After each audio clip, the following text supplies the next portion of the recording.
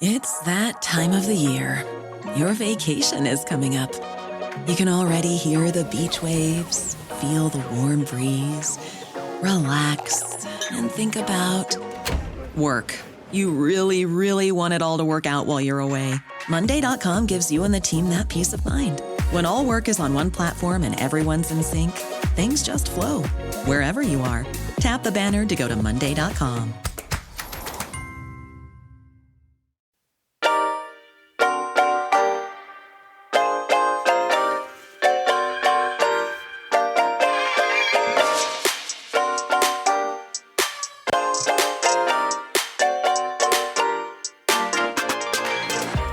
Welcome to the RuPaul's Drag Race recap show for Global All-Stars Season 1, Episode 3, titled International Queen of Mystery Ball. My name is Joe Batanz, and I'm joined, as always, by one duplicitous co-host from Rulaska Thoughts. Please say... Maybe I pushed it a little too far. Maybe I got a little too mouthy. To Miss Roberto Mata. Hello, Robert. So nasty. It's so you know rude. What? It's so funny. I pulled that clip before so everyone should know we recorded a Just Between Us Girls this week. It was someone wrote to us. Maybe we'll do it in the balance of the episode, depending on the time that we have. Someone wrote to us with a really good question. They wanted us to, a listener named Sean wanted us to give our take on who, if they did a bigger Queens, what plus size Queens All-Star season, who would put in there. You know what's so funny, Robert, is this brings up, I don't know if you and I talked about this, there was a really interesting Reddit thread that was initially about why, I don't know if you saw this, why aren't there any, really on any of the global All-Star stuff, you don't really see queens from Drag Race España on them, right? And then they proposed, well, there should be an España versus Mexico. And then people were like, oh, well, there's colonial implications with that. And that led to a brilliant idea, right? That led to a brilliant... It led to a no, it really is a brilliant idea.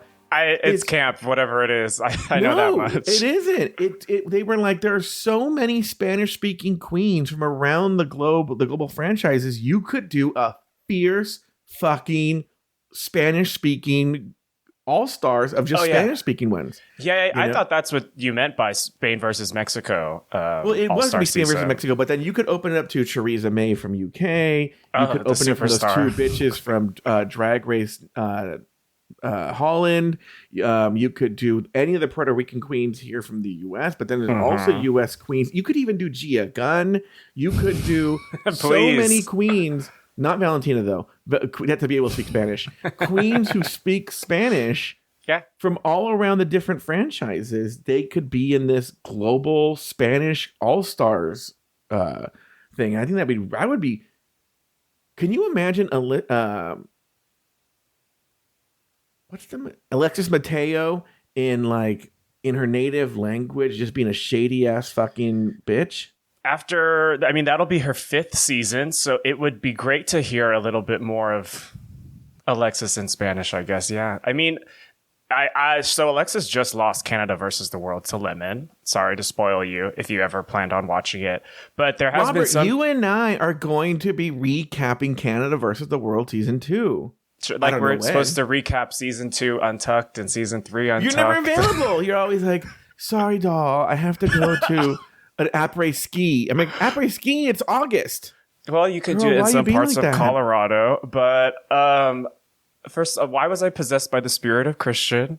That's Christian, not me.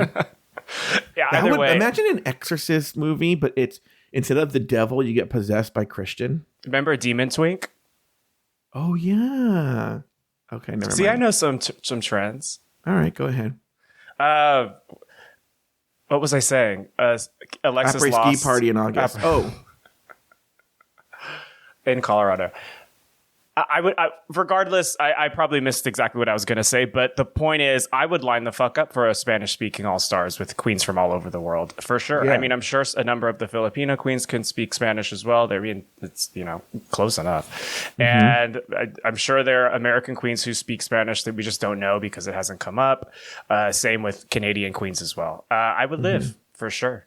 And, Drag Race Spain is one of my favorite franchises, so I would live to see any of them again, even though their All-Star season was not the greatest thing that's ever happened. Do you have any inkling as to why they haven't, maybe they don't speak English very well, but why they haven't participated in any of the All-Star, versus the world or global All-Stars or anything? Yeah, so I got this from Reddit. I'm not going to try to present it like insider knowledge that I personally obtained. Different for 1 week. So allegedly, why are you so rude to me? I love you. You know I love you. I'm kidding. I know that.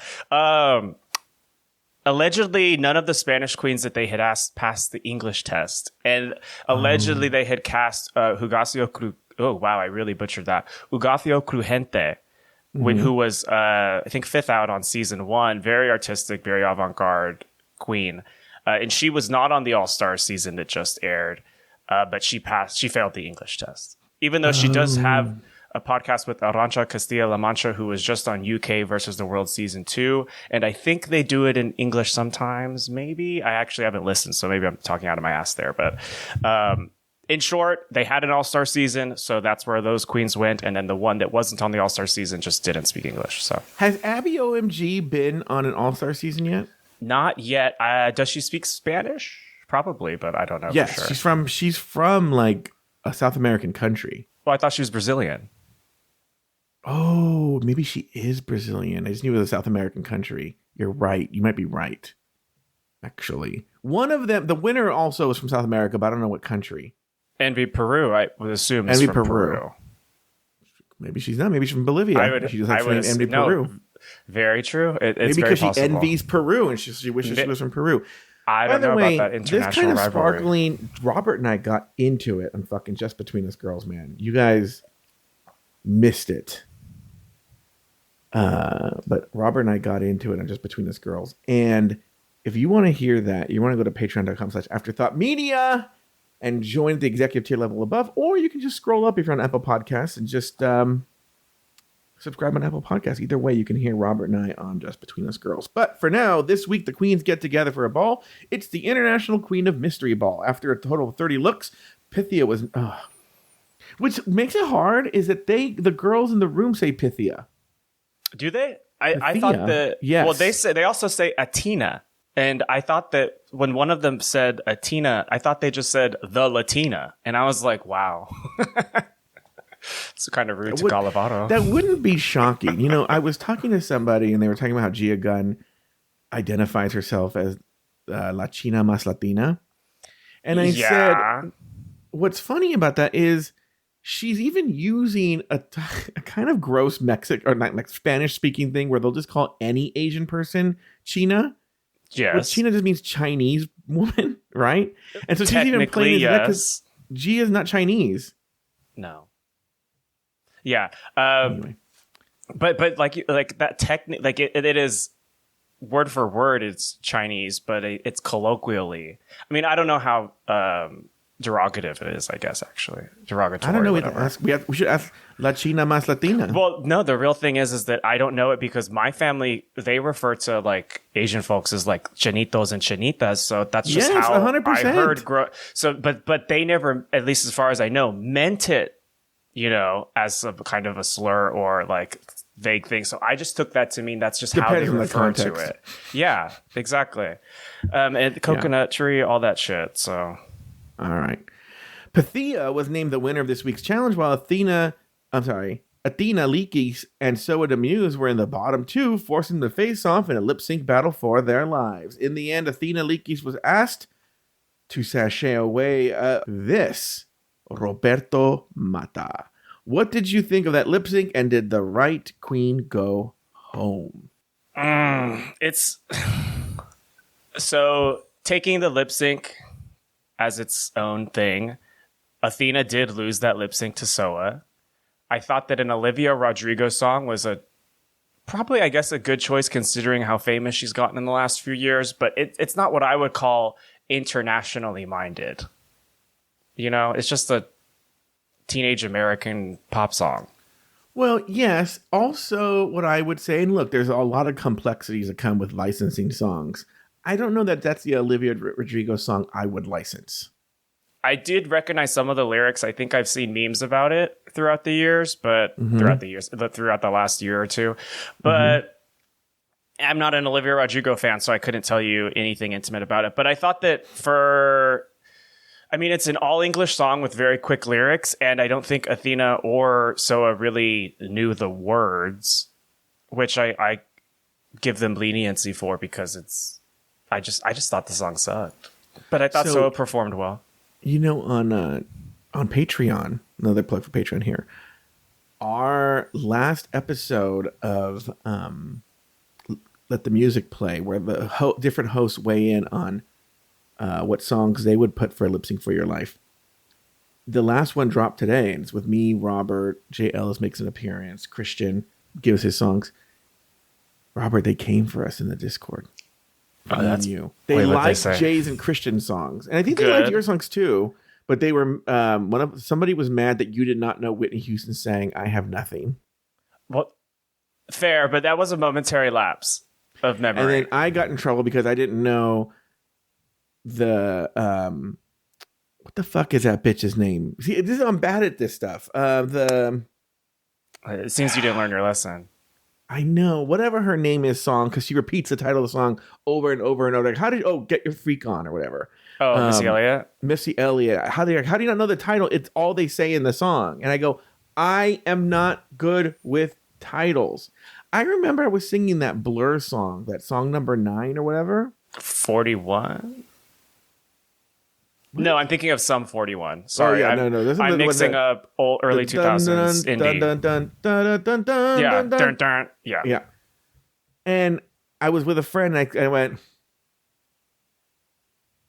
I said something like, something to Chumboche, and they're like, Chumboche? It doesn't even a word. Like, he said a jumbo jet, and I go, I don't understand lyrics, I don't understand titles, but they're like, but you said a nonsense word. Yeah, I'm not good at this. This is when I was like 19 or whatever. I was having a wholesome family weekend, and my parents needed to get caught up on the latest Chaperone drama, and my father bestowed upon her the name Chicharron or El Chaperón. That is a good, and I feel like you would appreciate that. Yeah, that is a good one. Did the Right Queen go home, even though you like this Athena Leakes? I think that Athena shouldn't have been in the bottom 2. But I'm sure we'll get into that when we start looking into the ball. I will miss her. And again, we'll probably get back to this, but I just thought it was one of the weirdest eliminations we've ever seen because you probably noticed there wasn't a mirror message or a final confessional. It was just her walking off the stage, and then she just disappeared into the void and then let the music play. It was strange. Right, I wonder, but people, it's so funny on Reddit, they've been bitching about how, like, I saw this thing on Reddit was like, the episodes are getting shorter, and it showed the stack of 3 episodes and how, like, it went from like 49 minutes, 47 minutes, and this one was 43 minutes, and they were so upset. And I'm like, only the fucking Reddit gays are upset about this. I think most people don't. I think 99% of people don't notice who watch this. Yeah, probably. And I go, the other thing too is, like, as a person who covers the show, I was so excited that it was only 43 minutes. I do love a short episode myself. Yeah, and that's the thing. Remember, people were bitching. What season was that? Season 14, 15. where the first few 15, when the first few, because of that stupid West Hollywood show, were like short. And I told everybody, and it was true, that I was like, I'm telling you, when and if they ever release them, and they have, the extended episodes, you did not miss anything. And seriously, they released them, and I never heard anybody talk about, oh my God, we missed this moment. Well, you're going to get someone sputtering at you saying, well, you missed Robin Fierce blinking at RuPaul's face. Did you see the part where Michelle told the little short, dark one, what was her name? Jackson Ball? Jack in the Box? Just Jax. Oh. She told her something and she went, Yeah, exactly. So I'm of two minds because I definitely prefer the shorter episodes just in turn, not even just as material to recap, but also just as a fan, I prefer the short, punchy, no fluff, let's fucking get to it work. But also, and this was true for seasons like 1, 2 through, I don't know, through 9, I think it was, I think 10 was the first time they started doing hour-long episodes for all of them. Back then, we had to extrapolate so much from these like punchier moments that told us kind of who the queens were. And I think because of that, we filled in a lot of the blank space that made us like a lot of the queens a lot more. Whereas in seasons 10 moving forward, we get too much time with these queens and a lot of that time's boring. So therefore, we're just like, at least speaking from my perspective, the queens don't seem as interesting anymore because there's no mystery. It's just like, oh, they're just people. Yeah, go ahead. And I was just hoping, I think, to spend a little bit more time with these international queens that I adore so much. That I guess that kind of sucks. I'm going to split the difference here. And it's going to get a little, I don't know if it's necessarily wonky, but wonkier than we usually get. Broadcast television is dying. And the model for these shows, I mean, look, most of Drag Race now is just streamed. I mean, I guess there's the flagship season is broadcast on MTV, and that's the only one that I can think of that is actually broadcast. And what I don't understand is why in this new era of streaming are we relying on a broadcast model? Why don't they just edit them for the natural length of what they would be if they were just good? So if there's an episode where something happens, and fuck it, it's an hour and 2 minutes, right? And if nothing particularly interesting happens, then it's 42 minutes. You just do whatever length it should be.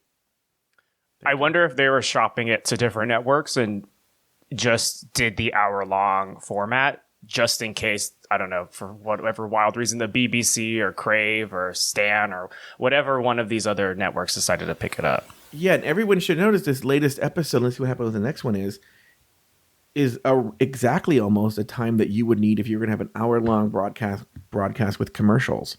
So maybe there's a plan to put it on MTV later, or I don't know what. Anyway, on that note, why don't we do this? Why don't we take a break? When we come back, we're going to talk about the rest of the episode.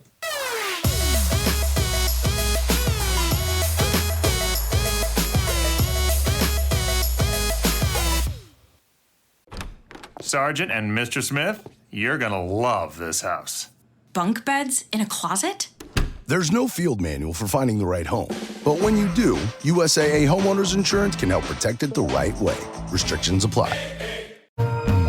Hi, Bald. It's me, Trixie Mattel, skinny legend and board-certified HVAC sommelier. And me, Katya Zamolodchikova, the sweatiest creature in showbiz, reminding you to subscribe to the Bald and the Beautiful podcast. Listen as we cover topics as varied as proper bidet usage, celebrity impression tutorials, and a television show I recently watched that I'll base my entire personality on for 6 weeks. As well as creative pest control, tasty limeade recipes, and fun sex act trend. We also chat about boobs and movies and wigs and stuff, which is obviously the public service part of the podcast. So get ready for screaming, cackling, and some occasional educational moments as two massively unqualified queens talk about what it's like to be the epitome of fabulous. Go subscribe to The Bald and the Beautiful with Trixie Mattel and Katya Zamolodchikova on Apple Podcasts, Spotify, or wherever you're listening right now.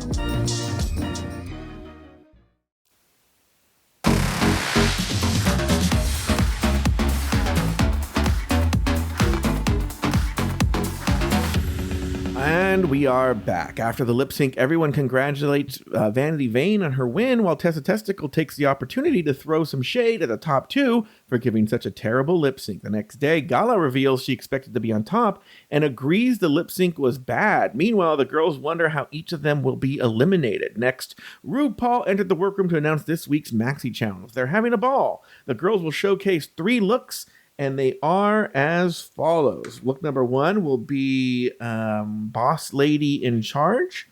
Second look will be called Sheevil Villain. And the third one is International Queen of Mystery. And on that third look, the girls need to create from scratch some sort of like spy look. Now, let me see. Later in the workroom, Pythia and Eva share their design looks. Gala tells Kitty that Kitty comes off as cute rather than sexy. And meanwhile, Soa Demuse doesn't sew and asks Pythia for help. Let's stop right there. I personally didn't have much to say on anything that happened after the lip sync, Robert, but did you have some notes here? Tessa coming for the lip sync and all that? I thought it was a weird possible edit that Vanity cries happy tears that she won the lip sync, and it cuts to Tessa saying, "Why are you angry that you won the easiest 10K of your life?" And I like it's edited in a way that makes us think that Tessa has no emotional intelligence whatsoever and is just wrong about everything. But I wonder if Vanity actually did say something grumpy or sideways about her lip sync, and that's what Tessa was referring to. Oh, I see. I wondered that too, and I thought I missed something. But you're right. Yeah, I was like, why is she saying that? Yeah. Just it otherwise just further the narrative that Tessa's bratty. So my takeaway from this, and also couple that with her interaction with Alyssa, was I think Tessa is playing a very smart game here, in that she's making interesting television as a way to give herself some bonus points. That if she is, maybe she recognizes she's not, I mean, she was eliminated very early in her season, and there's some pretty big power players here. That if she, makes it that they can't eliminate her because she's too good of television, then perhaps it'll buy her a few episodes. Maybe not, like she didn't go home this week, and maybe that's what she's doing. Because some of it seems kind of odd. We'll talk about it when she comes for Alyssa. Let's go to Gala here. What did you think of this whole thing with Gala then came for them and said that the lip sync wasn't very good? I don't remember it being that bad. I just remember it being just very blah. I think that's it. I think they expected spectacle and something great, and what we got was a very unmemorable swishy dance across the stage, and that's what they're calling them out for. And I think it speaks to, and I should have mentioned this the week that Queen Kong sang it or lip synced, is that could be a big reason why Queen Kong was in the top 2 this week, because I think I remember we didn't think she should even have been in the top 2, but they knew from a producer standpoint she was going to give the best lip sync among the other girls with that stupid barrel roll and stuff, and so they made her in the top 2 because maybe the other girls aren't as strong of a lip sync, and they wanted to start the episode off. That's how they're going to hook the audience, with Alyssa going off against another lip syncer, and that's going to be viral and it's going to get people to watch the show. Yeah, you could not tell me it wasn't planned for Alyssa Edwards to open the show with another Rihanna song after the success of Shut Up and Drive. Yeah. All right. Well, I have no other thoughts here. Did you have any thoughts on these 2 moments? Well, I also will just start off by saying I haven't watched very many 007 movies. I'm familiar with the concept. I don't know why the ball is centered around that. And even further, based on Drag Race's usual MO, I don't know why RuPaul didn't make an Octopussy reference once the entire episode. That is a good point. There wasn't one Octopussy reference. That's a very good joke. And Octopussy, not only that, there's also Pussy Galore, but the Bond movies used to play around with those names a lot. Yeah, well, Matt Rogers got the Bussy Galore joke in. Oh, that's true. Oh my God. Do we have time for you when we get to the main stage? Because everyone should know Robert thirsts for this Matt Rogers, man. Thirst is real. Pretty much my type incarnate, I think. Really? Yeah, he's like, much like Kitty Scott Claus, he's not sexy in any way, but he is cute. Is he short or tall? I know you've seen him out in the world. I think he's my height. Yeah. Okay. So 6 flat. Okay. All right. As the girls get to work, RuPaul entered the workroom for some table visits. Pythia sets high expectations for herself. Miranda shows off a very simple sketch. Athena plans to show off a lot of skin. And later, Tessa reveals her struggles with time management right before she takes a swipe at Alyssa Edwards. Back in the workroom, Alyssa playfully reads Tessa for her sewing skills, and Eva La Queen plans to pull an all-nighter. And it's elimination day, and the girls get ready for the runway. Tessa still has a lot of work to do, and later the girls whisper about how Alyssa, well, they don't say Alyssa by name, bought all of her outfits. Let's take this piece by piece here. Table visits. There weren't a lot of things to say about the table visits. The one thing I will say, because I don't really have anything to say, is there was visual proof of something you pointed out earlier, which is in an earlier episode. I was always under the impression, and it shows you how perspective is everything, that Galavado was tall. And then when she walked up next to RuPaul and the other girls, it's not that she's super short, but she's not tall. In fact, there's probably a strong possibility she's like my height, which is 5'7". Yeah, I would buy or that. Or around there. Yeah. I just assumed she was tall. Maybe because she's lean and whatnot. Okay, that's the only thing I have about the table viz. Anything from you to Robert? Well, on the topic of Gala, I assumed that her nipples were supposed to be out in that weird little cut shirt. Why did she hide them after Ru says you're going to poke an eye out with those things? Free the nipple. Confused me. That's what I say. Who said Latinas can't go to the beach? Who said Latinas can't go to the beach? I agree. I would say that Miranda's silly little stick figure drawing I thought was great. I really do think Miranda's, apart from Alyssa, like my favorite queen this season. I'm living for Miss Lebrau. And I think on top of that, and then plus what you said about Tessa doing an intentional game, I think, and then later Pythia on the runway repeating Ru's joke back to her. I feel like this is so far a season of bold queens who, you know, people watch the show and they're like, if I was on the show, I'd be sassy to Ru like this, or I would do this outrageous thing, or I would do this. I think a lot of them are actually following through on plans such as that. And Miranda's little quirky fixed figure drawing of her thing, I think, is proof of that. And I'm pretty sure Alyssa Edwards copied her and then just wrote her name on a paper. I think you're right. So everyone, she saw the reaction. A lot of people, Robert, especially with these kind of seasons, they don't necessarily watch the show. They just rely on our show. So what Robert's talking about is when Pythia was on the main stage judges panel, she had some sort of bag or valise or something, and RuPaul asked her what was in it. And Pythia responded, I don't see how that's any of your business, which RuPaul has been on every fucking talk show in the universe and said that when people at parties, people talk to her, she'll say that, and she thinks it's always a sort of a go-to response or something. It's her go-to. I remember her giving it as an advice to someone about like just be able to have those things prepared for a Snatch game where you can answer any question with that and it's funny. And so Pythia used that on the main stage, and RuPaul, made some joke about sashaying away. And so that's what Robert is referring to. That's the table visits. Now let's go back to the work. Go ahead. Well, are we not going to talk about Tessa and Alyssa? Yeah. Oh, on that moment? Oh, girl. Yeah. So anyway, what Robert's talking about is Alyssa. Well, explain what happened. I don't remember. But Tessa reads her. So Tessa starts off the conversation with Ru by saying she has a bachelor in fashion, which is whatever. Why would you set yourself up like that? Alyssa goes after, and then she is having a difficult time explaining her concept to Ru, in part because her paper just has her name on it. And then her garment's next to her, and Tessa says, but Alyssa says, I'm going to walk in and everyone's going to know I'm going to sell it like haute couture, like the standard things that everyone says. And Tessa says, well, is the challenge presence or is it garment? And Alyssa takes the bait and then bites back at her. And then they just have a nice back and forth, during which Tessa points at Alyssa's look and says, look at those rags, which, to be honest, they were rags. Tessa was right. But remember last week I said,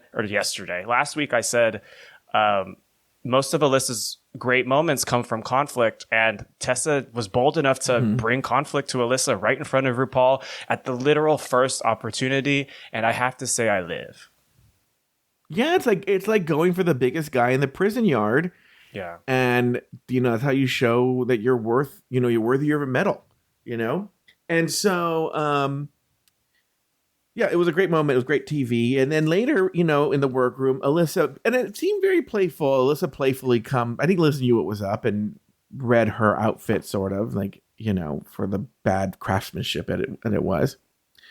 And back on Elimination Day, nothing really to speak of except, and I think it's Miranda starts this conversation, but essentially about how some of the girls, and of course cuts to Alyssa, well, what they said is, my favorite thought, I don't think they said money per se. They were like, they have the connections to have their outfits made. Well, I think a lot of these girls have connections. It's more the money, Yeah. What are your thoughts on that about people who probably paid for Alyssa being chief among them for their outfits rather than making them herself. I have a weird thought about it. I want to hear your thoughts. I think it is factually true. I think that if Miranda were to say that in the judging panel, then Michelle would be like, no, you don't need money, girl. And we would be caught on that conversation all over again. But it's the factual truth. Like, it's interesting that Miranda's critique this episode was that she uses too much fabric, so she overcompensates for having like scarce materials, I guess. But it is... Gala should have been in that conversation also about like yeah, there's plenty of money to go around, but that's not necessarily being reinvested into the drag scene for these drag queens who are only 1 year away maybe from their season's airing.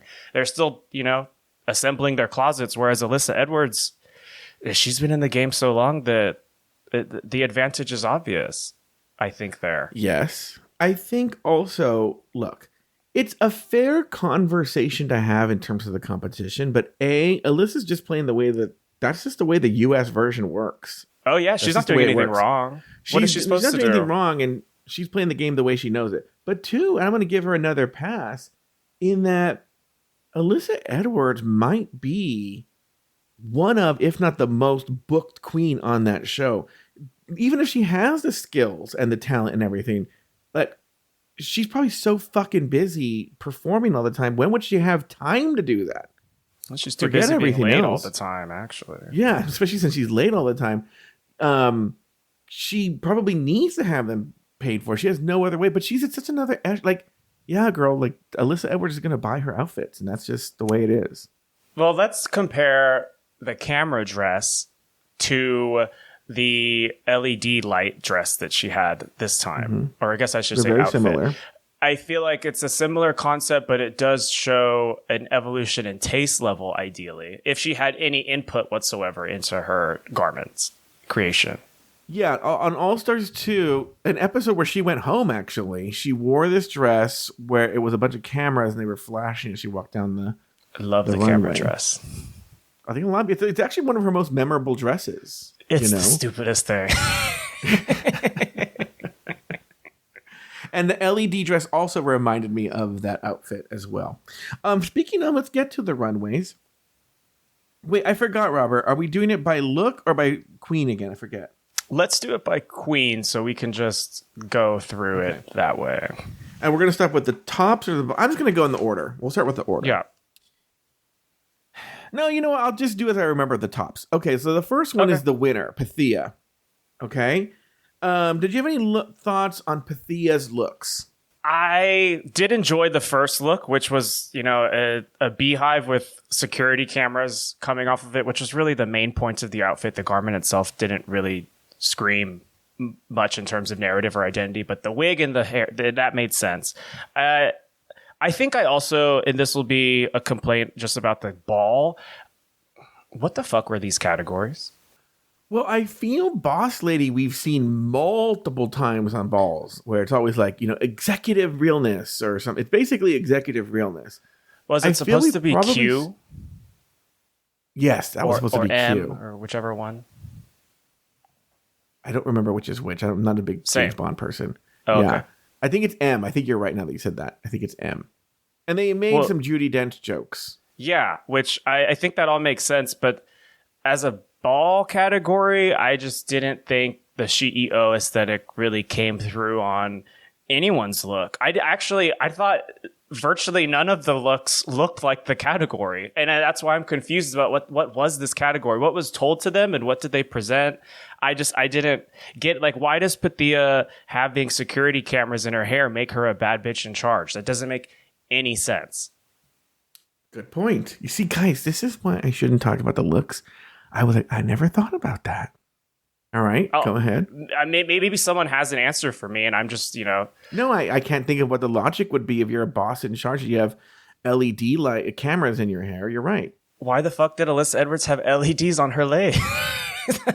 I'm like, could it be? Oh, we that's talked my about boss. this before. But wait, we've talked about this before. This one seems kind of weird how they would do this. The girls get a sort of general sense of what the look is, and then it has a very specific title when they get there. So I'm wondering what what they were told. Exactly. Yeah. And also, how early are they given their little Mad Libs to fill in? Because some of them just didn't make any sense with the category. Like, I know that we didn't say her name, but Nelenia, she decided to, we talked about this last week. She was the boss of carbonara and pasta, but nothing in her look gave carbs. So I was really confused how that narrative matched with that. Like, Eva Le Queen's was just a white look that was completely nondescript, and her runway monologue was about being good at making lasagna. I don't know what they were told, but you're making a good point. I was just lost this whole category. So the point was, I think, apart from trying to figure out creatively what the fuck was going on, Pythia's look was very well designed, very sleek, and very well executed. And it makes sense why she won there. And then it really was the Shiva villain for Pythia in particular. That's not a villain. I don't get it. I'm sure you enjoyed the Brooklyn Heights shade about having too much Botox and fillers. I did. But it was like a weird corrupted version of like Raven being from Planet Solaris and shooting bitches with her shade gun or tanning gun or something, and Jujubee just being in Barbara. What? Does any of this make sense to you? No, you know what's so funny is it's one of these things where I never picked up on any of this when I was watching it. I think it's great that you picked up on it. I didn't pick up on any of this. Well, because I like a good storyline, and I just was like, what storylines are there to be, gleaned? I know you hate old movies. I don't hate them, but I love Jurassic Park. There's an old movie called The Big Sleep with Humphrey Bogart. And it was written by Raymond Chandler, and actually William Faulkner wrote the screenplay. And he struggled with it and would consult with Chandler about this. But the point I'm getting at is there's a thing about The Big Sleep that in the context of each scene, the movie makes sense. But once you step back, the actual movie makes zero sense. But while you're going along for the ride, it makes total sense. But the actual movie makes no sense. And now that's what it sort of feels like here, is that when I was watching, I'm like, oh, that's a good look, or that's a bad look. And then you're like, this makes no sense. I'm like, I never thought about in the bigger context of the themes. A lot of them didn't. There were some obvious ones, like I didn't know what Miranda LeBrow's had to do with villainous. Anything. Yeah, villainous. Hers made no sense because her boss in charge lady was Carmen Sandiego, who is the villain. So why was she not in the villain category, and her lazy town ass Floppy Doppy should have been in the previous? Maybe not. It should have been nowhere. Actually, it was not good. But I want everyone to know that the original plan was for me to put the screenshots of the looks in this. But now that we're talking, it's not going to happen because I'll be like putting up a million pictures every 10 seconds. Yeah, I'm trying my best to stay focused on the individual queen and theme. Audio. But it's better to give good audio. True. Okay. Where should we go next? I'm doing a producer thing right now. I'm doing a producer thing and changing the game right here. So did we close the book on Boss Bitch or whatever it was called? No, let me run through quickly, highlights and lowlights. Boss Lady in Charge. Queen Kong was wearing that same fucking cheap fabric from last week. Yeah. And I was waiting for you to say something, but I'll do it for you. Thank you. This is not a comment on the garments themselves, but it was evident in the category. RuPaul could not be any less there for Matt Rogers' comments. I clutched my fucking pearls when Matt said something about the heels being killer, and then he explained it to Ru, and you just see Ru like, yes. It was, oh, my heart broke for poor Mathewson Rogers. Oh, this is a tangent here, but and we only have a few minutes left with you, but it is an interesting conversation probably for Just Between Us Girls about Matt Rogers. Probably should have been today. And just that it feels so much that he's trying to get out of Bowen Yang's shadow, and it seems so obvious, and I feel sorry for him. Oh, that's so vicious. Not vicious, just gays hating on gays. What else is I there? don't know. Good. I hope he's able to get out of the shadow. Must be a sucky position to be in. I don't have much of an opinion on that because I don't even listen to Las Culturistas, actually. Also, why is it a Spanish word Don't when start neither of this them are again. Latina? But Don't whatever. start this again. I won't. Back to the category. Kitty was dressed exactly as like Bag of Chips, which I thought we had a fuck enough of Bag of Chips. Just a pantsuit with glittery top. Nelenia's pasta made no sense. Alyssa made no sense. Vanity was just in black leather. So it did robot muses. Galavado's look was weird and plasticky and rubbery. And Tessa, as someone representing Germany doing a Russian look, was camp. So that was my thought on this weird ass category that made no sense. I would not take orders from any of those women. I don't know what they would be even in charge of. It just doesn't make any sense. I would love an explanation. If someone can give me an explanation. Robert, I don't know how to explain Spanish or Mexican culture to you. Thank you, Christian. All right, what about International Queen of Mystery? Are we skipping the villain or the... Oh, yeah, she was a villain. Sorry. I don't know why I said that. Mm-hmm. Pathia's, like I said, just didn't super track for me.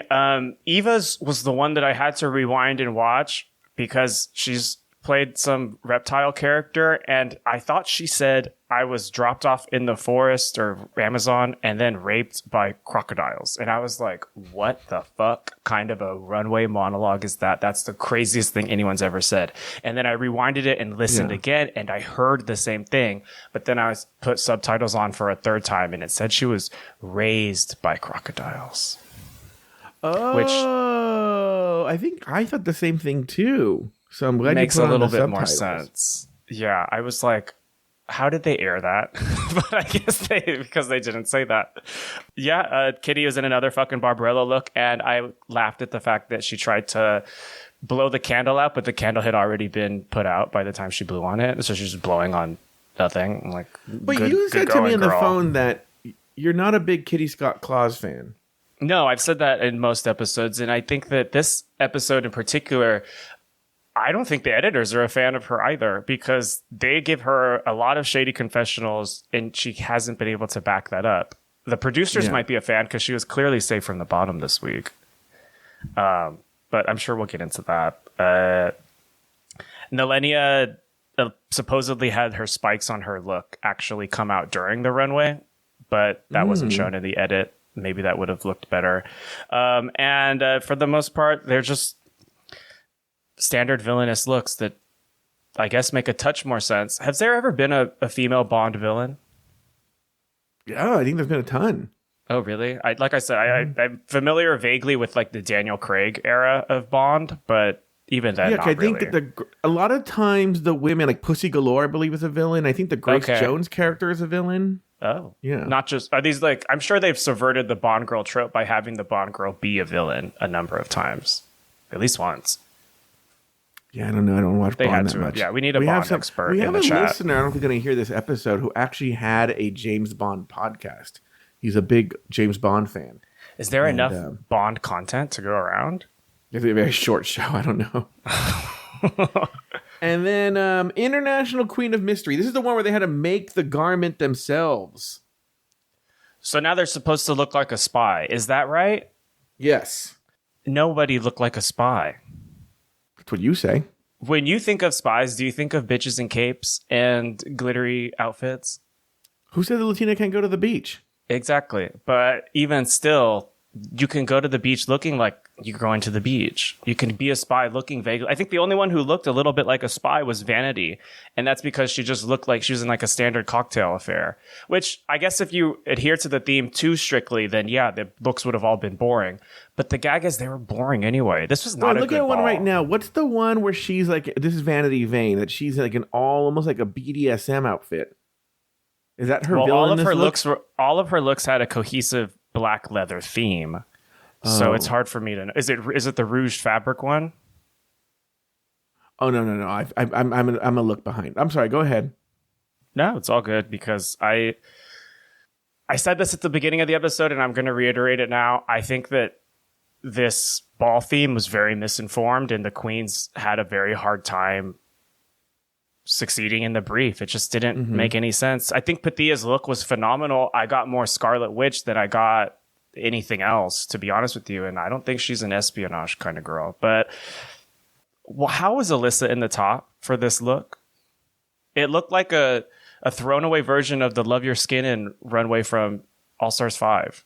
Girl, you have a good memory. I'm looking right now. I'm at Queen Kong's look, and there was a lot of talk on Reddit about how Queen and Kitty should have been in the bottom, or at least one of the spots in the bottom, rather than. Oh yeah, I'm looking at Kitty's. Athena, I would say. Yeah, Athena. I'm looking at Kitty's is awful. I'm sick of blonde and pink. Yeah, from Kitty specifically. Now I'm looking. You talked about Alyssa's. And what did you say? Okay, I'm looking at Alyssa's. Alyssa's is really basic. I wouldn't say necessarily the bottom, but it's not the top. I mean, the wig is great, but it's not like she did that. Yeah. But the top is just literally skin tone Crayola crayons just bled into each other. If I'm being honest, too, it looks like it's a corset that she just put stuff on as well, which is what they accused Tessa of doing. Which I didn't really see, but Tessa's look was pretty jalopy, so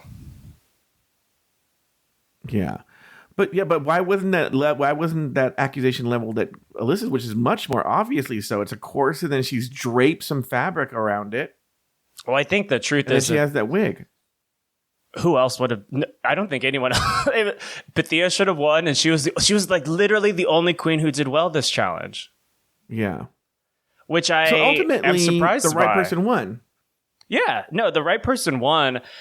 The bottom could have been a bottom six-way lip sync again, maybe, because it was just not great. I realized we really jumped around, but it's because there's nothing cohesive about any of these looks except for the fact that they're united in mediocrity. And that's not what I want from Global All-Stars full of runners-up. I didn't even know I was going to be so critical. I'm actually going to have to cut you off there, Robert, because I know you have to get back to work. Well, eventually, yeah. No, it's okay. But you have to get back to work, so let's wrap this show up. Over on Untucked, the Safe Girls debate who is in the top and the bottom. Tessa surprises everyone when she doesn't realize she may be in the bottom. Pythia calls out Tessa's terrible sewing skills, and the girls laugh as Tessa defends her outfit. Any thoughts on this Untucked, Robert? So this Untucked, and much like the conversation that Miranda and Vanity had earlier about money, that's really the only time that I think I can feel the constricting nature of the runtime, because that should have gone on for at least 3 or 4 more exchanges rather than barbs being exchanged immediately. And then we cut to a fucking Kitty whatever that girl's name is, her, a much longer confessional of her just saying, "Oh my God, I'm going to eat popcorn. What a fight." Like the most generic thing I've ever seen on reality TV ever. So, I wanted more actual argument, not confessionals of queens talking about the argument. Well, not to give away the cracking of the code, but I could see how at first when you watch it, you're like, yeah, girl, your dress is awful and it's not good. And how do you not think you're in the bottom if you're just watching Untucked? But if Tessa's on that stage and realizes that generally on this show, especially when there's this many girls, they'll pull 6 and there'll be 3 in the bottom and 3 on the, not saying the top, but 3 safe and 3 bottoms. And realizes that there are 3 girls on that stage who've gotten worse critiques. I could see why she would think, well, I think I'm pretty safe, because Alyssa and Pythia were getting the best comments. And I think they liked Tessa's first 2 looks. It was the last look that had a problem. And they may have chalked it up to just not having enough time, and she was a little ambitious.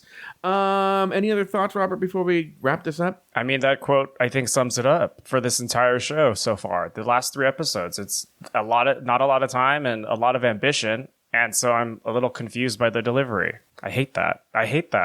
All right, later on the main stage, RuPaul names Pythia as the winner of the challenge and places Athena and Soa Demuse in the bottom 2. This forces them to duke it out in lip-sync battle for their lives. The song, Bad Idea, Right? By Olivia Rodrigo. In the end, Soa Demuse lived to see another day, while Athena Likis was asked to sashay away. Robert, I think you gave your final thoughts on the episode. So, that's going to do it for this week's episode of RuPaul's Drag Race Recap. Be sure to join us next week and every week as we continue to discuss, dissect, and deconstruct each brand new episode of RuPaul's Drag Race Global All-Stars Season 1. So, for this Roberto Mata and myself, sashay away until next week. Godole, dame un beso. Oh, Joe, please. What?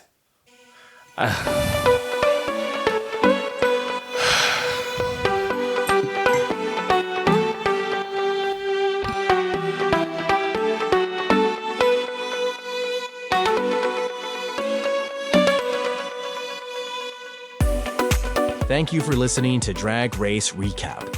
Have something to say? Leave us a voicemail at speakpipe.com/afterthoughtmedia. You can also email us at dragracerecap@afterthought.media. For more Drag Race and LGBTQ content, support us over at patreon.com/afterthoughtmedia. This podcast was produced by Sabrina Vadabancourt. You can follow Robert Mata on Instagram at RAWB54. Follow Joe Batance on Instagram at Joe Batance. Special thanks to these expensive tier Patreon supporters: April Pacheco, Astute Girl, Brad Coley, Derek Byers, Doofus Maximus, E. Smith, Efrain Barbosa, Emma, Phil Skit Pony, Flying Suki, Humble Pie, J. Thomas Plank, Kathy Zender, Lauren Eckert, Lucy Carrasco, Luke Stamen, Mary S., Mike Yeager, Nikki Baker, Mickey Pettit, Poppy Woods, We've Gotta Go Edita, Robert NYC, Sarah Yu, Runner Brandon, Tom Bombs, Traby Cosmos, and Troy Anderson. Drag Race Recap is an Afterthought Media podcast.